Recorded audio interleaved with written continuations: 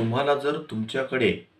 मुलाचा ताबा घ्यायचा असेल, तर त्यासाठी तुम्ही डिस्ट्रिक्ट कोर्ट म्हणजे जिल्हा व सत्र न्यायाधीश यांच्या कोर्टामध्ये गार्डियन अँड वॉर्ड्स ॲक्ट यातील कलम 25 प्रमाणे तुम्हाला मुलाचा ताबा हा मिळू शकतो.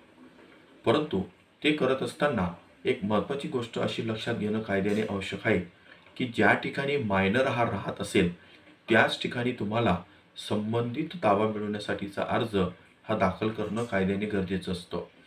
जर तुम्ही ज्युरिस्डिक्शन चुकवून म्हणजे मायनर जर दुसऱ्या ठिकाणी राहत असेल आणि दुसऱ्या कोर्टात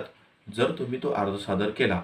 तर त्या मुद्द्यावर देखील तुमचा अर्ज हा खारिज होऊ शकतो, डिसमिस होऊ शकतो. त्याच्यामुळे तुम्हाला जर मुलाचा ताबा घ्यायचा असेल, तर अशा परिस्थितीमध्ये